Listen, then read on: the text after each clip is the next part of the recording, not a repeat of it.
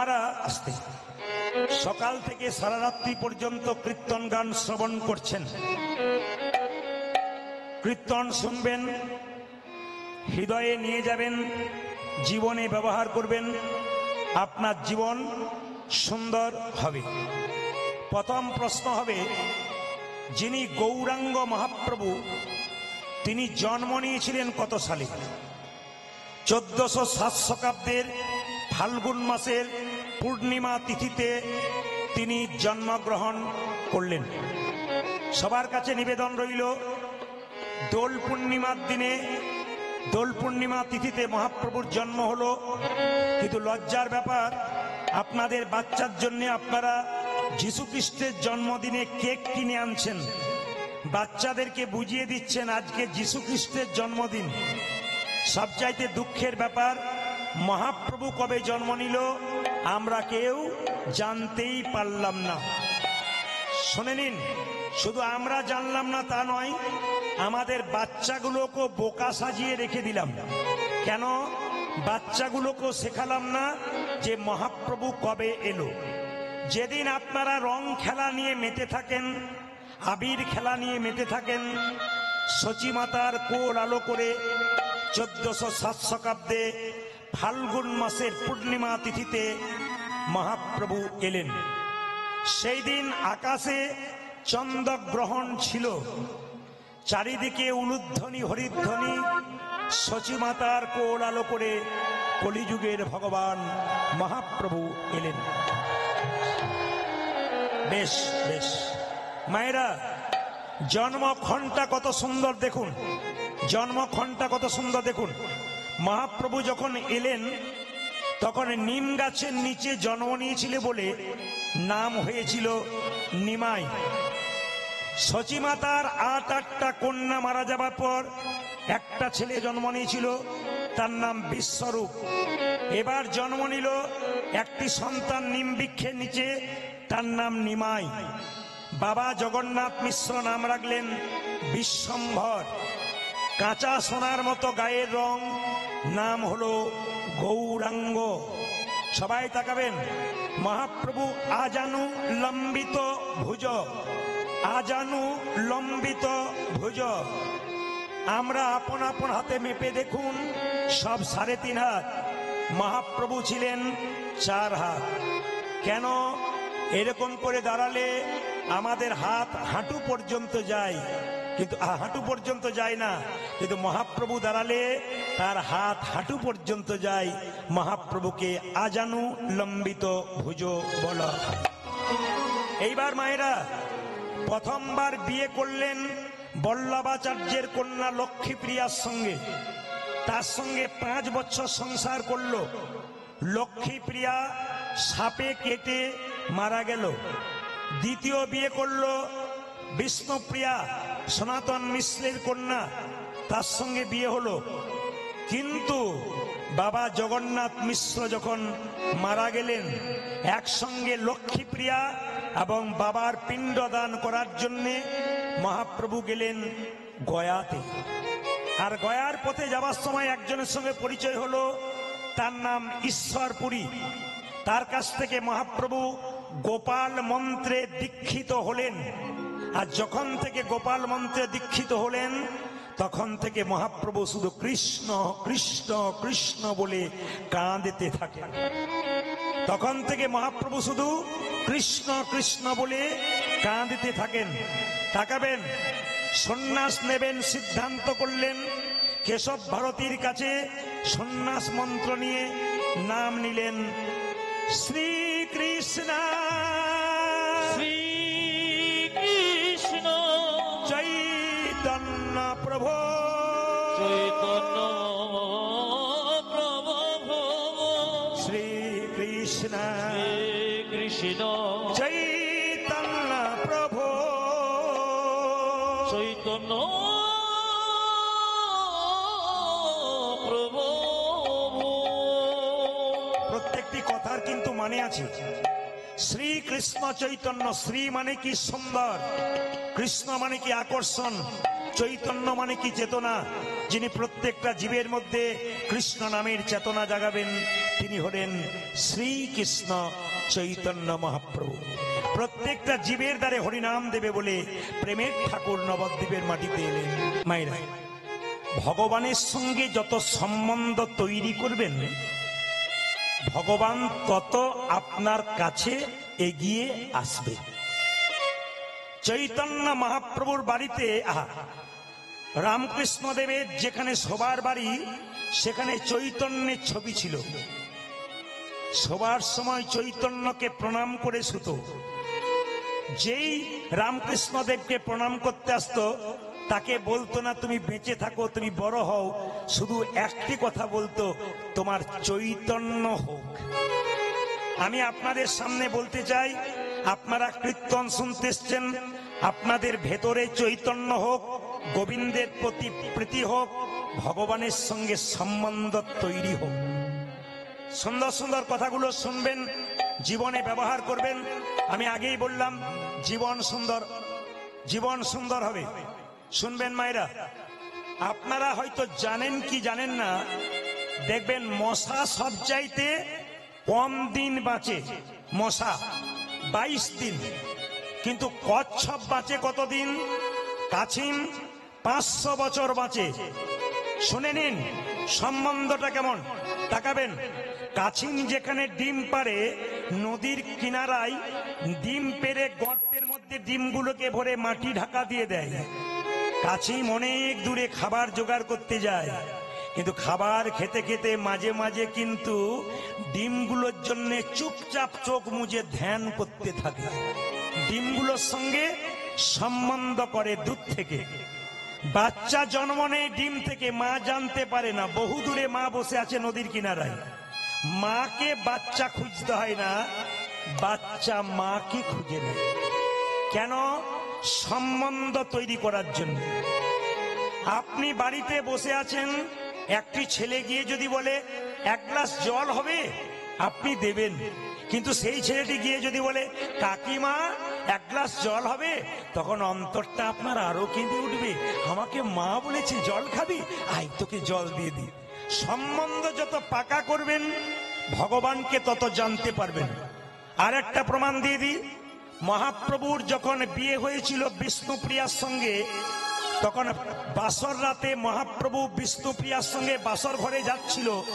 যেতে যেতে মহাপ্রভুর ওই কোটাতে গিয়ে কি হয়েছে, জোরে আঘাত পেয়ে পায়ের আঙুলটা ফেটে গেছে। আর যখনই ফেটে গেছে, বাবা বিষ্ণুপ্রিয়া খুঁজে পাচ্ছে না, এত রক্ত বেরোচ্ছে, কি করব? নিজের কাপড়টা টুকরো করে কেটে বিষ্ণুপ্রিয়া মহাপ্রভুর পায়ে বেঁধে দিয়েছে। কেউ জানতো না, বাড়ির চাকর ঈশান জানে না, সচিমাতা জানে না, একজন জানলো, তার নাম লোচন দাস ঠাকুর। ওখান থেকে অনেক দূরে বাস করে। কয়েকদিন পর একটা কাগজ এনে মহাপ্রভুকে বললো, প্রভু একবার দেখো তো কাগজটা পড়ে। লোচন, ও লোচন বলে কি? রাত্রিবেলায় বাসর ঘরে গেলাম, আমি জোরে হোঁচট খেয়ে পড়লাম, আমার পাটা ফেটে গেল। বিষ্ণুপ্রিয়া আমার পায়ে নিজের কাপড়টা টুকরো করে কেটে বেঁধে দিল। এটা তো ঈশান জানে না, মা জানে না, তুমি জানলে কি করে? বলে আমি যত দূরেই থাকি প্রভু, আমি সব সময় তোমার ধ্যান করি, তুমি কখন কি করছো আমি জেনে তাই গৌর হরি বল বলে ধ্যান। ভক্ত যদি চোখের জলে ভগবানকে ডাকে, ভগবানকে না দেখা দিয়ে থাকতে পারে? আপনাদের কাছে নিবেদন রইল, এই যে ও মাসি, নিবেদন রইল, কীর্তন চলাকালীন যদি কেউ গল্প করে আনমনা হয়, তবে যেটা নেবার জন্য আপনি এসেছেন তার উল্টোটা নিয়ে বাড়ি যাবেন।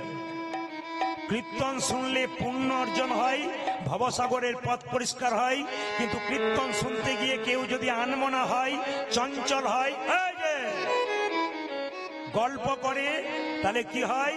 তিনি যা নিতে এসেছিলেন তার উল্টোটা নিয়ে বাড়ি যান।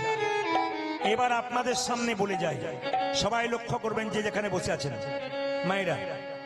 চৈতন্য চরিত গ্রন্থ, লেখককে জীব গোস্বামী পাদ।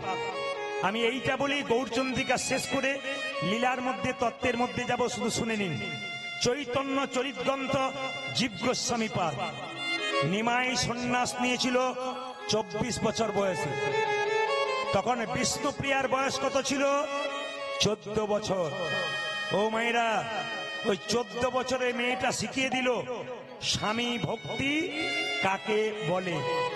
আজকালকার মেয়েদের স্বামী ভক্তি তো নিউ ডিজাইনের, নাকি? বলার দরকার নাই। শ্বশুর শাশুড়ি সামনে বসে আছে আর মেয়েটি স্বামীর নাম ধরে রাখছে। তাপস, কি ডিজাইনের ডাক! ঠাকুমা যেন নাতিকে ডাকছে, লজ্জা পর্যন্ত করছে না। কিন্তু জেনে নিন, যে যেখানে বসে আছেন, বিষ্ণুপ্রিয়ার কাছে শিখে নিন স্বামী ভক্তি কাকে বলে। পৃথিবীর ইতিহাসে বিষ্ণুপ্রিয়ার নাম সোনার অক্ষরে লেখা আছে। কেন লেখা আছে? ও মায়েরা, নিমাই যেদিন থেকে সন্ন্যাস নিয়ে চলে গেল, বিষ্ণুপ্রিয়া সেই দিন থেকে ভোর 4টে ঘুম থেকে উঠে গঙ্গায় স্নান করে ভিজে কাপড়ে হরে কৃষ্ণ হরে কৃষ্ণ হরে কৃষ্ণ। কত বয়স বললাম? জোরে বলুন, কত বললাম? 14 বছর। 14 বছর মানে কি? আপনার বাড়িতে যে মেয়েটা ক্লাস 9-এ পড়ে, ওই মেয়েটার বয়স 14 বছর। ও শিখিয়ে দিল স্বামী ভক্তি কাকে বলে। বিষ্ণুপ্রিয়া মাঘ মাসের রাত্রিতে, যখন মানুষ ঘর থেকে বেরোতে পারছে না, মানুষ সকাল 7টা ছাড়া উঠতে পারে না, বিষ্ণুপ্রিয়া ভোর 4টায় ঘুম থেকে উঠে ভিজে কাপড়ে এই দিয়ে তাকাবেন, হরে কৃষ্ণ হরে কৃষ্ণ হরে কৃষ্ণ হরে কৃষ্ণ। পাশের বাড়ি মেয়েরা বলে, হে প্রিয়া প্রিয়া, বলে কি তুই যে মরে যাবি রে? বলে কেন? সারাদিন শুধু কৃষ্ণ কৃষ্ণ বলে কাঁদিস, ভিজে কাপড়টা শুকাস না, কি হয়েছে তোর? বিষ্ণুপ্রিয়া কেঁদে কেঁদে বলে, দিদি আমার স্বামী কৃষ্ণ কৃষ্ণ বলে চলে গেছে, আমি যদি তার পেছন পেছন কৃষ্ণ বলে কাঁদতে না পারি, আমার স্বামীর যে কৃষ্ণ কৃপা হবে না, আমার স্বামীর যে গোবিন্দের কৃপা হবে না। শুনে নিন মায়েরা, মন দিয়ে শুনলে মূল্যবান কথা আছে। তাকাবেন আমার দিকে, আমার স্বামীর কৃষ্ণ কৃপা হবে না। মেয়েটি জিজ্ঞেস করলো, তুই খাস কি? সারাদিন তো তোকে খেতেই দেখি না, তুই খাস কি? এতজন মা এখানে কীর্তন শুনতে এসছেন, দিনের মাথায় 4 বার 3 বার খান। 14 বছরের মেয়েটা দিনের মাথায় 1 বার খায়। সকাল থেকে সন্ধে পর্যন্ত একটা করে ধান খুঁটে হরে কৃষ্ণ নাম করে। সকাল থেকে সন্ধে পর্যন্ত যে কটা হরি নাম কটিত চাল, একবার গঙ্গা থেকে জল এনে সেদ্ধ করে খাই। এই নাম বিষ্ণু। ত্যাগে গোবিন্দ পাওয়া যায়, ভোগে পাওয়া যায় না। ত্যাগ যদি কেউ স্বীকার না করতে পারে, গোবিন্দের কৃপা সে পাই না। গোবিন্দের কৃপা সে পাই না। নিমাই সন্ন্যাসের পর একবার অদ্বৈতের বাড়িতে এসেছিল। নিত্যানন্দ গিয়ে বলেছিল, নিমাই বাড়ি ফিরে চল। বলে কেন? তোর মা কাঁদছে রে, তোর স্ত্রী পাগলিনী, একবার চল একবার চল। নিমাই বলল, দাদা যে সন্ন্যাস নেয় তার বাড়ি যেতে না, তবে আমার মায়ের যদি আমাকে দেখবার ইচ্ছা হয়, নবদ্বীপের মেয়েদের যদি আমাকে দেখতে ইচ্ছা হয়, সবাইকে অদ্বৈতের বাড়িতে নিয়ে এসো, একজনকে আনবে না। বলুন তো মায়েরা কে? জোরে বলুন কে? আমি খুশি, বিষ্ণুপ্রিয়া। নিত্যানন্দ ছুটে এসে বলল, সচিমা তোমার নিমাই এসেছে।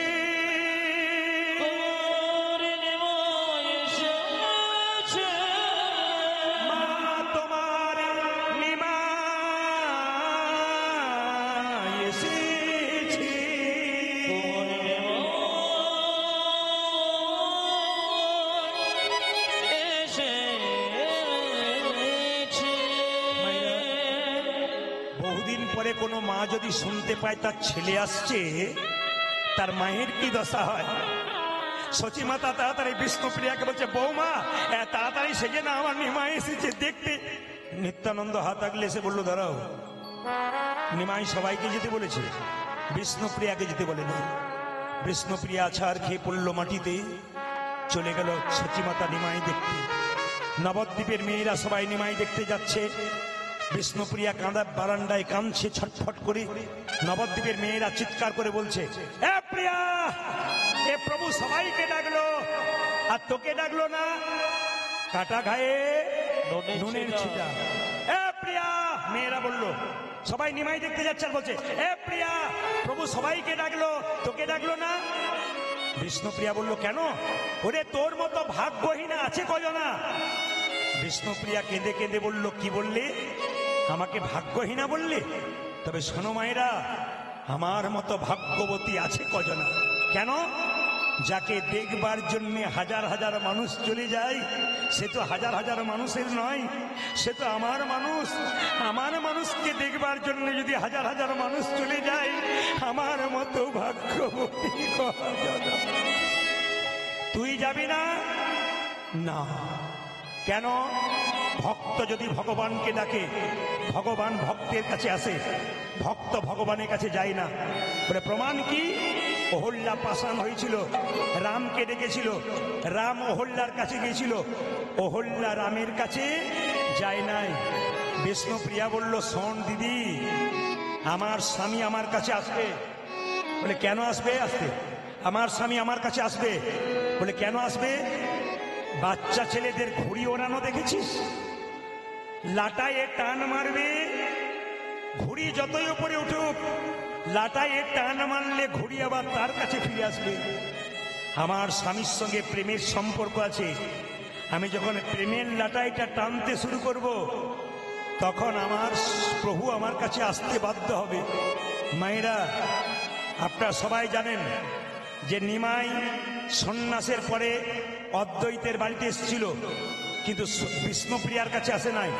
সবাই জেনে নিন, একদিন রাত্রি 12টার সময় বিষ্ণুপ্রিয়ার কাছে নিমাই এসেছিল। প্রিয়া, প্রিয়া, কে? প্রিয়া, কে তুমি? ও মেয়েরা, কত বয়স বললাম জোরে বলুন? 14 বছর। 14 বছর মেয়েটা ঘুমাচ্ছে। প্রিয়া, ও প্রিয়া, প্রিয়া। যেই না দরজাটা খুলেছে বিষ্ণুপ্রিয়া, আমি এসেছি। বিষ্ণুপ্রিয়া স্বামীকে দেখলো না মা, চমকে যাবেন। নিমাই দাঁড়িয়ে আছে পেছনে, আর বিষ্ণুপ্রিয়া মাথার কাপড়টা এরকম করে নিয়ে দাঁড়িয়ে আছে। নিমাই জিজ্ঞেস করলো, প্রিয়া, তুমি আমার দিকে তাকাবে না? না। একবার তাকাবে না? না। বহুদিন পর স্বামী যদি স্ত্রীর কাছে আসে, স্ত্রীকে তার স্বামীর বদন দিকে একবার তাকায় না? আমি চাইতে পারবো না। আমার ইচ্ছা হয় স্বামী তোমার বদনের দিকে তাকাতে, কিন্তু চাইতে পারি না। কেন? আমি সন্ন্যাস নিয়েছি তোমায় বলে যাইনি বলে অভিমান হয়েছে। আমি অদ্বৈতের বাড়িতে এসেছিলাম, সবাইকে রেখেছি, তোমায় ডাকিনি বলে অভিনয় হয়েছে, অভিমান হয়েছে। বিষ্ণুপ্রিয়া বলল, না স্বামী, আমি তোমার দিকে তাকাবো, ইচ্ছা করছি, তাকাতে পারছি না। কেন জানো? কেন না, সাধু মুখে শুনেছি, শাস্ত্রে শুনেছি যে একবার সন্ন্যাস নেয় তার নারী মুখ দেখতে নাই। আমার মতো হতভাগিনীর মুখ দেখিয়ে আমি তোমার সন্ন্যাস ধর্ম নষ্ট করতে চাই না। প্রিয়া, তোমার মতো পত্নী যদি ঘরে ঘরে হয়,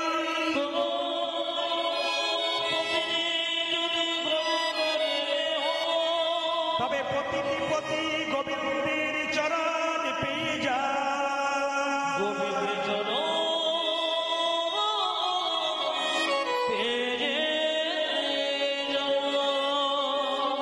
নিমাই বলল, প্রিয়া, এবার বেশি হয়ে গেল, নিমাই বন্ধ করো। হরে কৃষ্ণ। সবাই লোক, প্রিয়া, প্রিয়া, তুমি কিছু চাইবে না? বহুদিন পরে স্বামী স্ত্রীর কাছে এলে কিছু চাই না? না, আমি চাইবো না। কেন চাইবে না? ভগবানকে যে প্রতিরূপে পেয়েছে, তার আবার চাইবার কি আছে? কিছুই চাইবে না।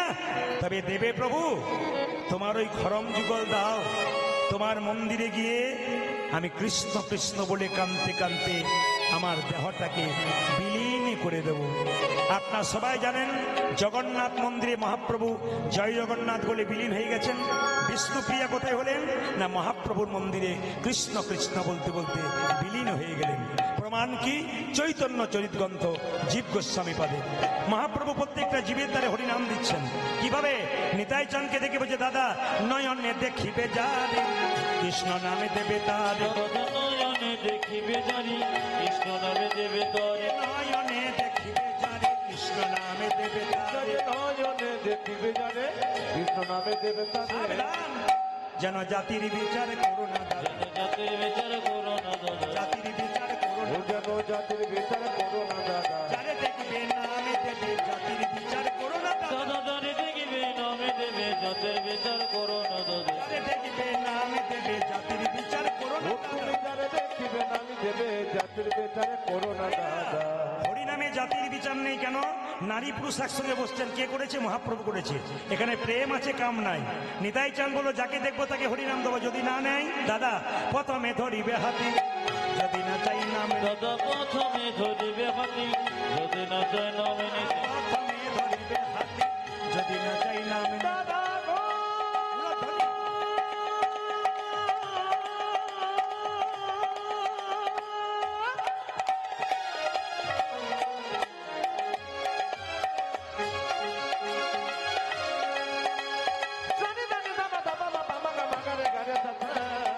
প্রথমে ধরিবে হাতি যদি না চায় নামে নিতে প্রথমে ধরিবে হাতে যদি না চাই নাম প্রথমে ধরিবে হাতে যদি না জানাবে নিতে হাতে ধরে বলবে হরি দাদা হাতে ধরে বলবে হরি হাতে ধরে বলবে হরি দাদা হাতে ধরে বলবে হরি বলাবে হরি বলবে হরি হাতে ধরে বলবে হরি তুমি বলবে হরি বলবে হরি হাতে ধরে বলবে হরি বলাবে হরি বলবে হরি হাতে ধরে ও তুমি বলাবে হরি বলবে হরি হাতে ধরে বলবে হরি হাতে ধরার পর যদি হরিনাম না নেয় তখন কি করব? শেষ উপায় পাছে তারও লোটাইবে পাই হরি হরি। দাদা গো পাশে করো পাশে করো লোটা দিবি পাছে তারও লোটাইবে পাই ওই দাদা পাছে তারো আটি তারো লোটা জিবি পাই পায়ে ধরে বলবে হরি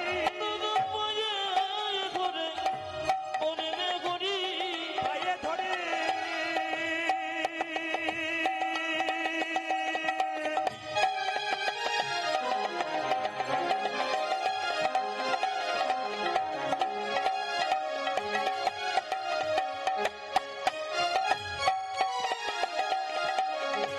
দাদা গো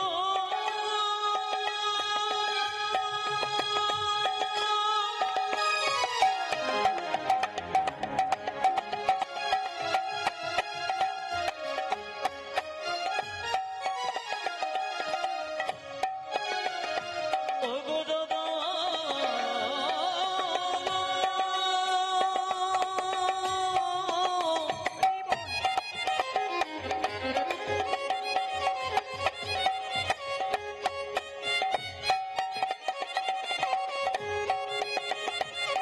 দাদা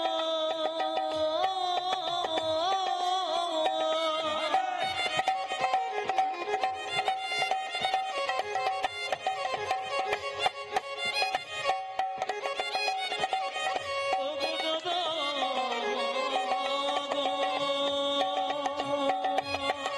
ও দাদা পারে ধরে বলবে হরি বলাবে হরি বলবে হরি পায়ে ধরে বলবে হরি তুমি বলাবে হরি বলবে তোর হরি পায়ে ধরে বলবে হরি বলাবে হরি বলবে দাদা হরি পায়ে ধরে বলবে হরি বলাবে হরি বলবে দাদা পায়ে ধরে বলবে হরি দাদা পায়ে ধরে বলবে হরি আজ পাশে ধরো লোটা জিবি মা